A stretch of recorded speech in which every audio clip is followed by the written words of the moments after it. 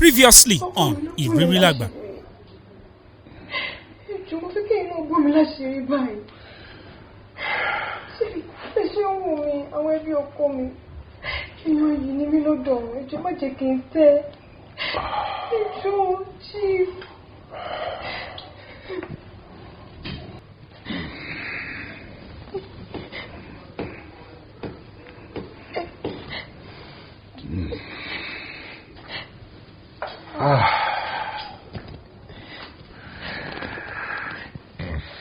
Chief, please, thank you. Please. To your long from Badi. Dela. Show him nǹkan tó ń bẹ̀ mí fún yín. Nǹkan tó difficult gan ni. Let me tell you. Mi ò tí ì rí ọmọ yìí. Mo ti fi ń lálàá. Ayọ̀ ẹ̀ ti yún mí. Ẹ̀jẹ̀ ń rún lára mi náà. Ọmọ tí mi ò rí in the last 10 years. Kì í ṣe nǹkan tó rọrùn. Chief, please. I beg you.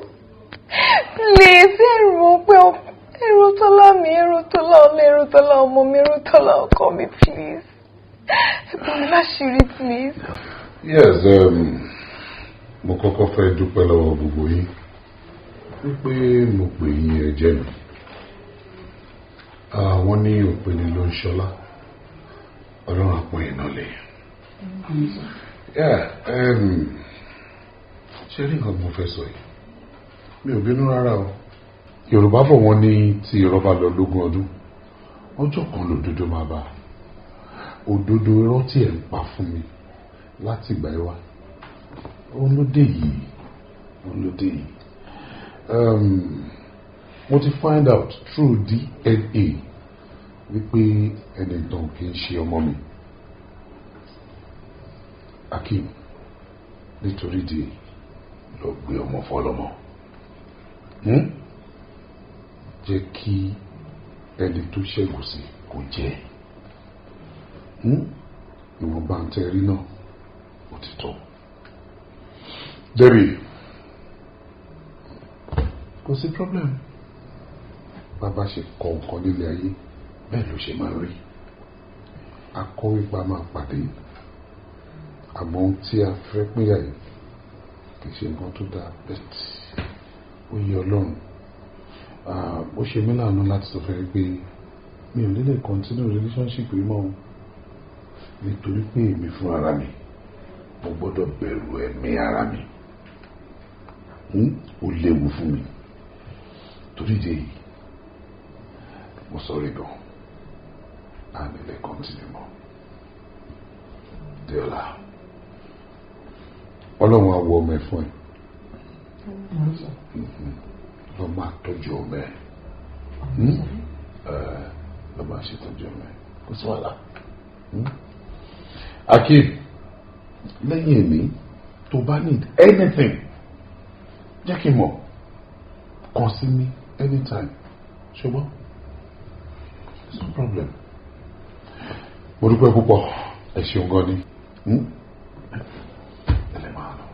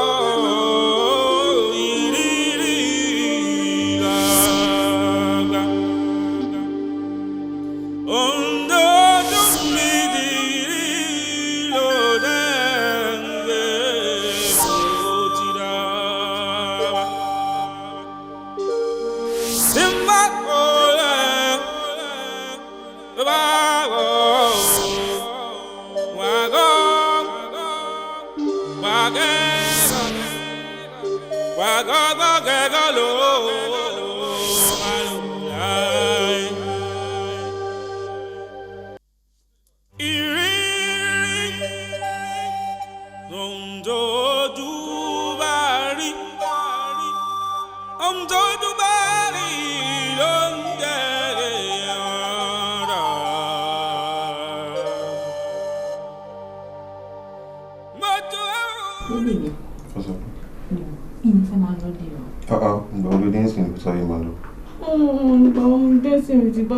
Bàbá ọmọ yóò ní pẹ́ dé. Tó bá lè ti dé tí ò bá bá mi lé wàhálà ni. So díẹ̀ tètè máa lọ kó lè bá mi lé. Mo ṣáà ṣe máa bá mi ṣeré díẹ̀ tó máa lọ. Of course I will. Nígbà tí mo ṣe lè bẹ́ ṣeré. Rewu ẹ̀ tí bá tún wá lọ́la gan. Alright, no problem. Mo pé ìmọ̀ àti ẹ̀ forever and ever ni. Sure. I love you so much. I love you more. And I will always love you. Thank you, baby.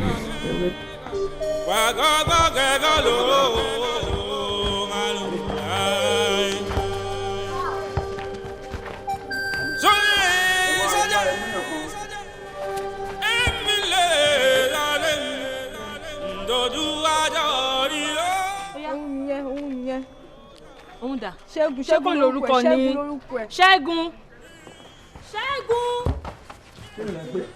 Bọ́ síbí. Kí ló ṣẹlẹ̀? Bọ́ síbí ẹjọ́ náà bí. Ẹnìkan wọlé náà. Wo, a máa dá fún ẹ àbọ̀kọ mi. Ó sọ pé òun rí nǹkan tó fún un lóyún. Ó dẹ̀ mú mi wá sí ibà ló bá dẹ̀ ní ìwọ ni. Ẹbí èmi nìkan kọ́ mò ń bá ní nǹkan pọ̀. Ó tún gbọ́ ó ń parọ́ ní kẹ́tẹ́kẹ́tẹ́. Ó tún kò ṣe wo nìkan. Ó ń parọ́ ní. Ìwọ mo ó ti pa mí. Ta ni mo fẹ́ béèrè lọ́wọ́ àwọn ọgbọ̀n tó wà bíbá yín sí Ṣẹ́gun jọ nítorí Ọlọ́run tí ò ní bàjẹ́. Àjọ sọ pé bí a fẹ́ fẹ́ra àbá fẹ́ ní nǹkan kan pọ̀ àjọ sọ bẹ́ẹ̀. Ó parọ́ mọ́ mi ní oṣù ló gbọ́. Ó dẹ̀ ní mo parọ́ mọ́ òun ní mo parọ́ mọ́ òun. Ṣẹ́gun jọ nítorí ọmọ tó pè bọ́ sí. Ẹ béèrè lọ́wọ́ ẹ pè wọ́n ẹ béèrè lọ́wọ́ wọn. Ọjọ́ òde lèmi àti ẹ̀ ti ríra gbẹ̀yìn. Ó ti pẹ́ tèmi àti ìríra gbẹ̀yìn mi ò deny pé mi bá ní nǹkan pọ̀ bọ̀ èmi nìkan kọ́ mò bá ní nǹkan pọ̀. Wọ́n ní kò ṣe wọ́n nìkan ṣàánú mi báyìí wọ́n lọ́hùn wọ́n mọ má fi bí ṣú mi jọ torí Ọlọ́run gbogbo bùkátà mi lórí ẹ̀ láti kékeré. Ní ìmọ̀dé fi bí ṣú mi Ṣẹ́gun wo òun náà mo ti ń nà fún ẹ̀yìn jọ torí Ọlọ́run ṣá. Mi ì lè gbárù ọmọ bẹ́ẹ̀ mi ì tẹ́ lè fẹ́.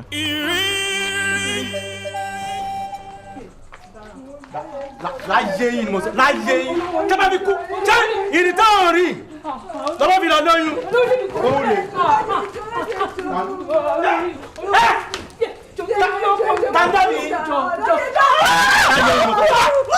ẹni ṣerú ẹ̀mọ́ láyé tẹ́ bá fi kú àwọn ènìyàn tẹ́ẹ̀rí ẹgbẹ̀rẹ̀ sẹ́mọ̀tòrè báyé ẹ̀.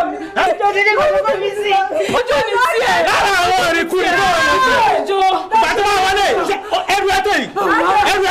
Ọlẹ́yìn mo jẹ́. Àwọn ojú mi dáadáa o. Ó ti yẹ sí. Èmi kọ́ ni bàbá ẹ̀. Jọ́ tó tọ́lọ́ ó ti yẹ. Adéjà, Adé ti ṣe ti pẹ́. Ẹjọ́ ló pẹ́ tẹ́lẹ̀.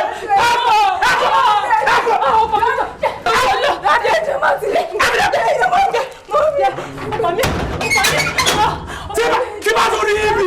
Jọ torí ọlọ́jọ́ ní ojú ní tiẹ̀ jọ torí ọlọ́jọ́.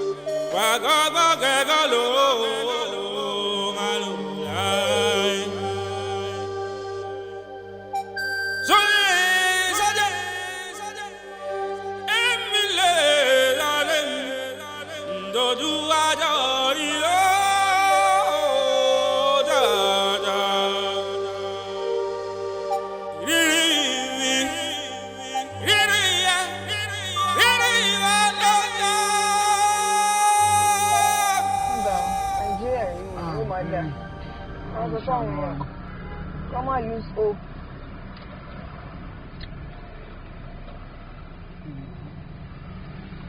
Nigeria is gbogbo wa ni. Oh my gosh. Darling, are you okay? Yes. Alright. Go. Mommy gan say ti bínú báyìí pé mi pé àwọn mi wà. I don't know to understand. Mom, Dad, see that girl. Oh. She's very small to give birth. Very small. In time, that hey. Well, I'm a kékèké sí iná bímọ jù sí ẹ̀hún. Wọ́n ṣe ń bímọ sí ní ẹ̀ Ọlọ́run ṣàánú wa. Ọlọ́run ṣàánú wa ni o. But really, darling, that doesn't mean what she did is good. I understand, but kí la fẹ́ ṣe bí orí bá dání sínú ọ̀nà máa gbé. Nàìjíríà náà ló fà or if not so kò sí yẹ kó tí bímọ tó so. Well. And a choice. Ìyá náà ṣàṣeyẹ Nàìjíríà máa dẹ̀ ó dẹ̀ ti ń bẹ́tà. Yeah. So darling, are you okay? Yes. If you need anything, let me know. Okay. Yeah, and you are not taking ice cream today. I know. Come on, nǹkan tó bá fẹ́ ni, nǹkan tó bá ti fẹ́ ló fẹ́. Bàbá Ọlọ́run ẹ ti bẹ̀rẹ̀. Nǹkan tó bá fẹ́ ló fẹ́. Èmi náà ní dáàdì o. Okay.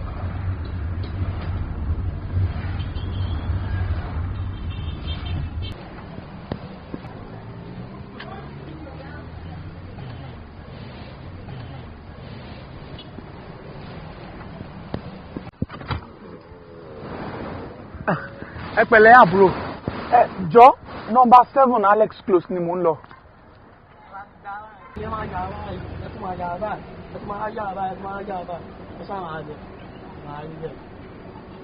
n yà báyìí kí n tún wá yà báyìí.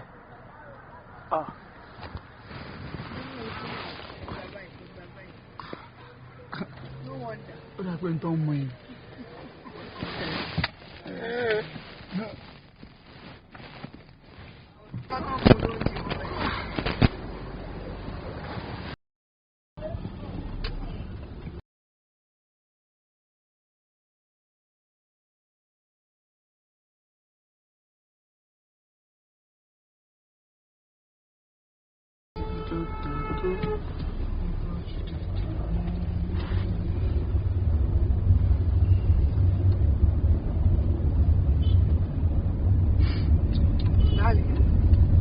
Ma. Àánú ń bá pọ̀. Mo mọ̀ ẹ́ o. Tá à ń lọ sí àná ìgbìmọ̀ ẹ̀rọ máa fò. Ìjọba ẹ̀mọ́ mi ìgbà lẹ́yìn kiri. Yes.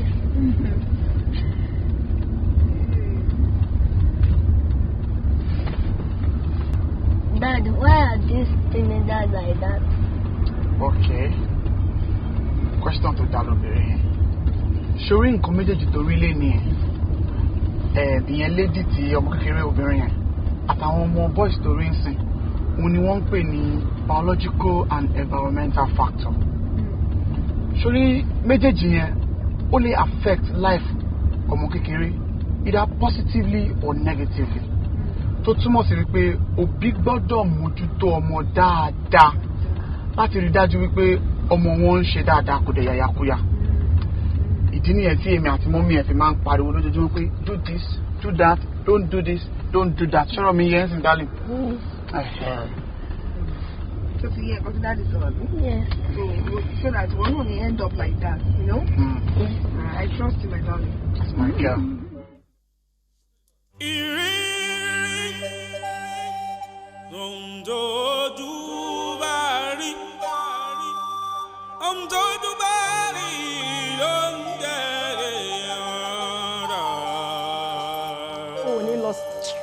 ò ní lọ sẹ́niwẹ̀ ò ní lọ sẹ́niwẹ̀ kí ló dé ó jẹ́ kí n gbádùn nílé mo fẹ́ sùn mi ò rọrùn sùn kó jẹ́ ò ní jẹun kí ni problem ẹ̀ gangan náà kí ni ìtumọ̀ check and balance mo fẹ́ mọ̀ túmọ̀ ẹ̀ lẹ́yìn because tó o bá sọ ìtumọ̀ ẹ̀ fún mi ò ní jáde nílé máa fẹ́ sùn mi ò rọrùn sùn ó dórí gbogbo nǹkan kodò nínú ilé ó jẹun ò ṣe anything kí ló dé ó máa sọ túmọ̀ ẹ̀ fún mi kó tó jáde kúrò nílé ilé ni. Àdùkẹ́ o fẹ́ mọ ìtumọ̀ check and balance tí mo pariwo láti ìjọ yìí. mo fẹ́ mọ̀. o fẹ́ mọ̀. mo fẹ́ mọ̀. ìtumọ̀ check and balance ó ní pé sórí àwọn ọmọ méjèèjì tó bí fún mi yìí mo fẹ́ mọ̀ bóyá èmi ni bàbá wọn gangan bẹ́ẹ̀ ni ọlọ́run má jẹ́ àṣòfò ara ìrírí láyé o gbogbo tó bá ti ṣẹlẹ̀ láyé yìí ọgbọ́n ló fi kọ́ ni o bẹ́ẹ̀ ni I have to do it máa ṣe check and balance. mi ò get nǹkan tó ń sọ. bẹ́ẹ̀ ni mi lè jẹ́ okó bá mi. so me understand. a ní mi lè jẹ́ okó bá mi sẹ́. ẹ gbà mí. máa ṣe check and balance. bẹ́ẹ̀ ni.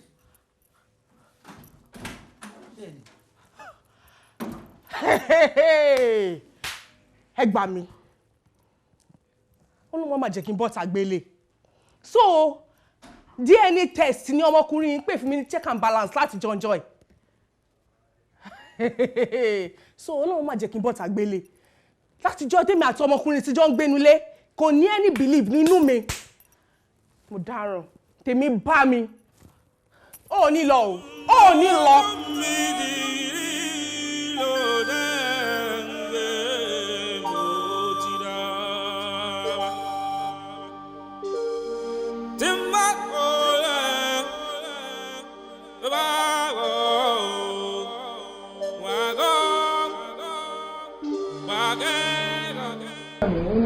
Kì í sí ní ìgbàdàn máa wò.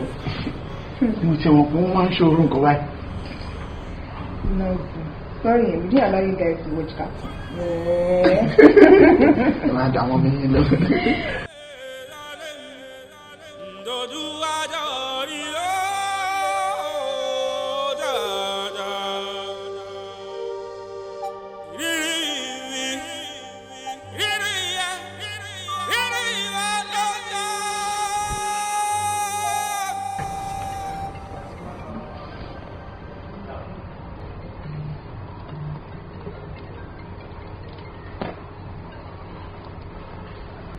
Hello? Yeah, hello, Femi. Chief.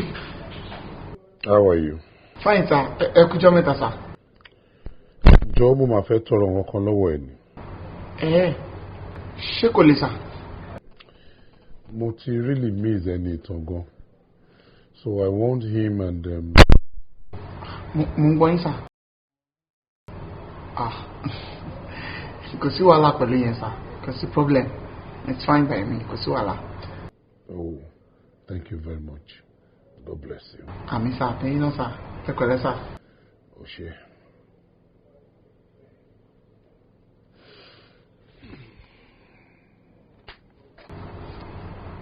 Kí ni wọ́n sọ? Wọ́n ní àwọn fẹ́ kí àwọn ọmọ wa wá spend weekend pẹ̀lú àwọn. Wọ́n ti rí lè ní ìsìn wọn gan ni. Àbíṣe. Ìfàtà ni wọ́n ṣe ní. Yeah. Voila. Dad, where are we going to? You guys are going to spend the weekend with Chief. No, my leg don't want to play game. Ẹ má dé lọ dààmú wọn.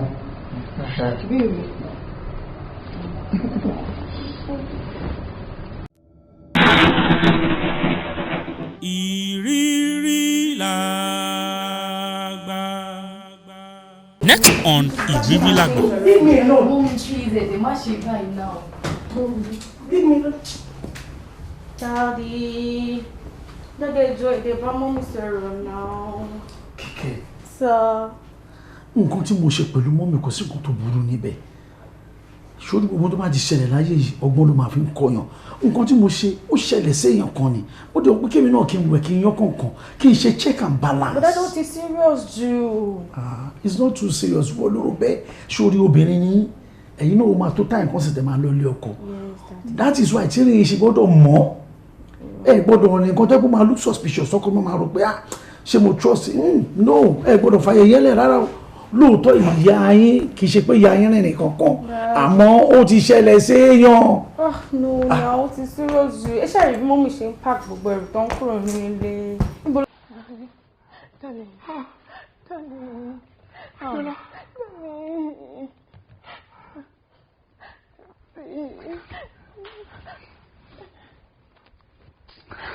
I'm so sorry.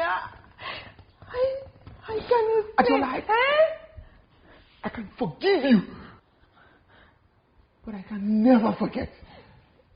And that's too dangerous for you, Adiola.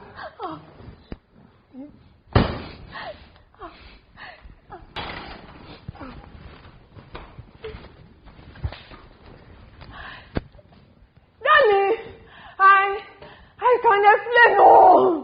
Mo lè sọ ohun tó ṣẹlẹ̀ o. Tèmi bá mi lẹ́nu.